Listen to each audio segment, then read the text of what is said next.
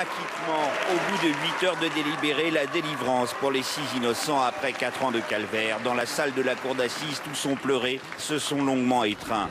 Franck Lavier... 1er décembre 2005, c'est la fin d'un long cauchemar pour ceux que l'on appelle les acquittés d'Outreau. Ce jour-là, après plus de 4 ans de procédure, la cour d'appel de Paris innocente les 6 derniers accusés de l'affaire d'Outreau. Au terme de 2 procès, la justice reconnaît 4 coupables de pédophilie. Le couple Badawi-Delay et le couple Delplanque-Grenon. 13 personnes sont finalement innocentées. L'affaire d'Outreau, l'histoire d'un des plus grands fiascos judiciaires français. Ces enfants sont notre avenir. 8 ans après le dernier procès, un film polémique fait ressurgir l'affaire. Son titre, Outreau, l'autre vérité. Tous les week-ends que j'ai passés là-bas, je vivais un enfer. Ils ont essayé de m'égorger comme un mouton, comme un cochon. Pendant 3 ans, Serge Garde, le réalisateur, a enquêté sur l'affaire. Il a épluché plus de 30 000 pages de dossier. Entre la défense et la vérité, il peut y avoir un fossé. Dans son film, l'auteur donne la parole à une vingtaine de témoins.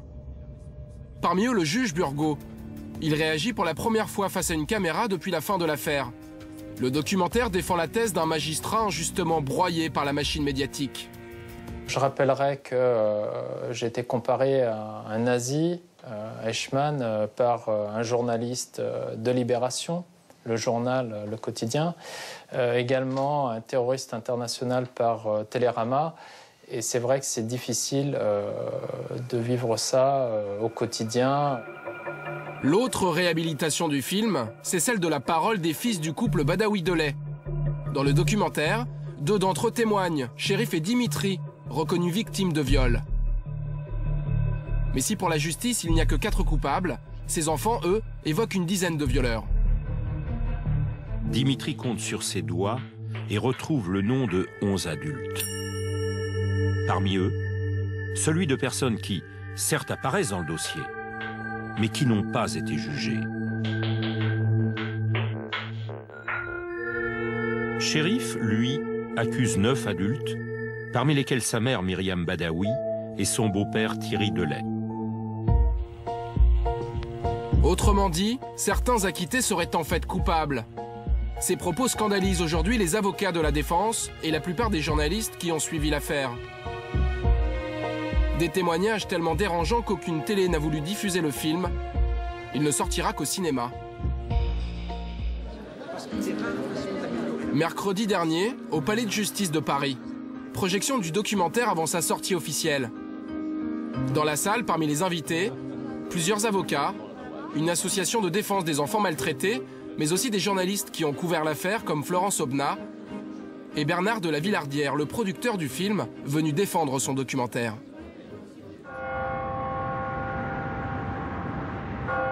C'était un jour comme un autre, sauf que là c'était Noël. C'est le jour que je me rappellerai toute ma vie.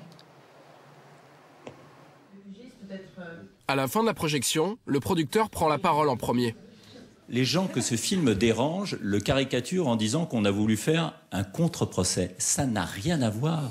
On a voulu d'abord redonner la parole aux enfants. Et l'autre vérité, c'est une autre vision.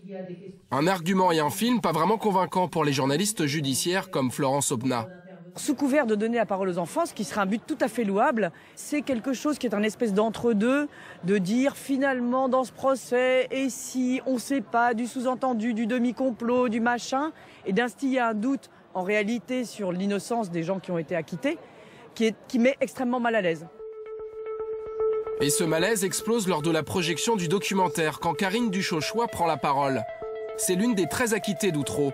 Pendant les 3 années de l'instruction, son fils a été placé dans une famille d'accueil. Ce soir-là, elle exprime sa colère face aux membres de l'association de défense des enfants venus soutenir le film. Vous voulez parler des enfants, alors permettez-moi de vous parler des enfants, s'il vous plaît. D'accord? Si. Alors je vous parle pas, vous. Donc permettez-moi de j'arrête le débat, je crois qu'on rend la salle si on n'est pas capable. Nos enfants à nous, vous les avez oubliés, d'accord? Le débat peut se continuer là, dans ces cas-là, autour d'un verre. Parce que nos enfants à nous, ils ont été détruits et ils n'ont fait recul sur rien, d'accord? L'ancienne acquittée Karine Duchauchois va jusqu'à qualifier le documentaire de révisionniste.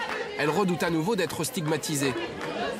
C'est pour faire du scandale, pour faire reparler d'Outreau, en mettant le doute à nouveau sur nous, les acquittés d'Outreau, sans donner de nom et en laissant à tous ces gens, tous les gens qui iront voir ce film, la possibilité d'avoir le doute sur toutes les personnes qui ont été acquittées. Pour connaître l'impact du film de Serge Garde, il faudra attendre la sortie en salle du documentaire. Outreau, l'autre vérité, sera projeté mercredi prochain dans une vingtaine de salles en France.